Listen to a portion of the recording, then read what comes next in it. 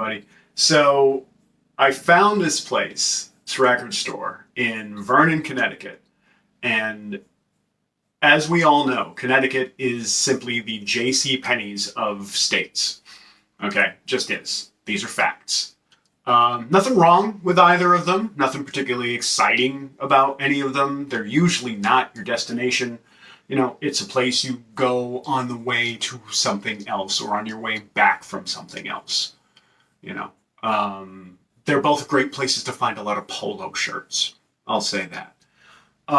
However, all of that in mind doesn't take away from the fact that there is a wonderful record store in Vernon, Connecticut, right off the Connecticut Turnpike, called Records, the Good Kind. Great name. How can you not want to check the place out? And for my Star Trek nerds out there, this place was effing Farpoint Station, man. If you don't know what Farpoint Station is, it's this being masquerading as a station at some far point that knows what you want and manifests it. So I had some ideas about records I wanted, and that energy was out in the universe, and man, did this place deliver. I'll talk about the others later, but this, bam. Excellent condition, vintage copy, Motley Crue's first album, Too Fast for Love. True story. I don't see a lot of Crue out in the wild, and when I do, it's usually Dr. Feelgood, Theater of Pain, those sorts of things. Never this album. And this is my favorite Motley Crue album. For me, this is Motley Crue without all the bullshit. Okay? This is before that faux satanic gimmick nonsense, before the overdoses, before that horrible car crash, before rehab, before the strippers, before all of that extra nonsense around the band. There was this. This is Crue reduced to its purest form. The other albums got heavier. This is more power pop than metal by a large margin. And it is a definite product of its influences. And one of the funny things, I don't know about anybody else's experience, but one of the funny things that I've noticed when collecting is when you put an intent or something that you're looking for out into the universe, oftentimes the universe provides in pretty short order. Now, shortly before finding this gem at, again, Records the Good Kind, I'd seen The Dirt. If you have access to Netflix, see The Dirt. It is fucking amazing.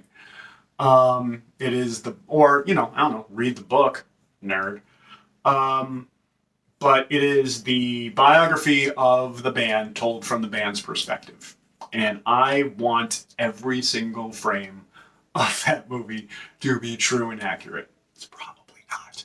But I would really love it if that were. So I had seen that shortly before. And one of the things I like about music films and music documentaries and things like that is it oftentimes reminds you of just how good and how enjoyable whatever music is being talked about is. And I hadn't thought about Motley Crue in a while. And I was like, oh yeah, man, I forget those first few records were really great. And bam, woo, there it is.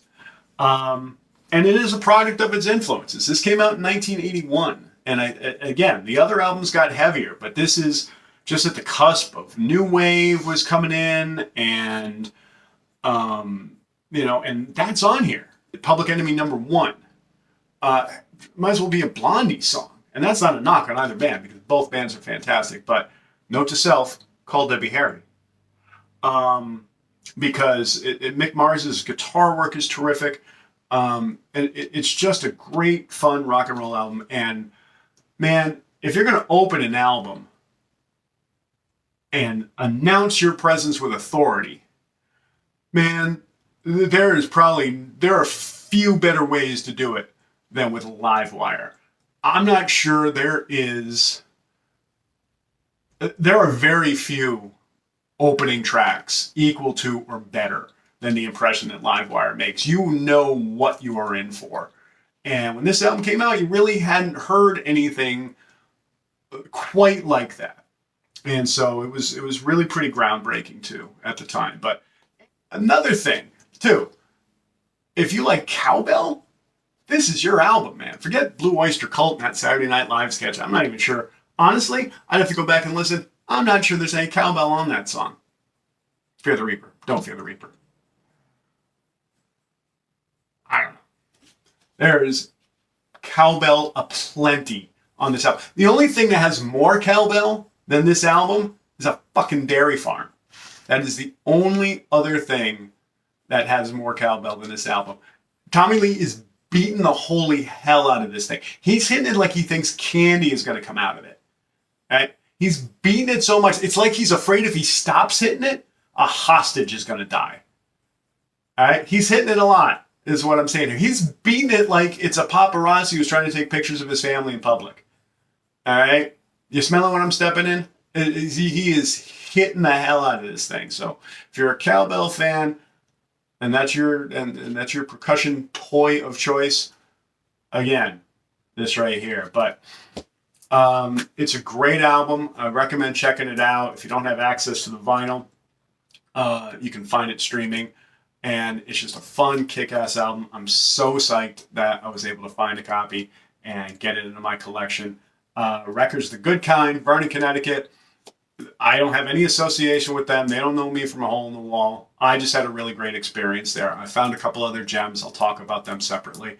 But thanks for checking it out. Check them out if you get a chance. And I'll be back to talk about some more vinyl later. Know your dope fiend.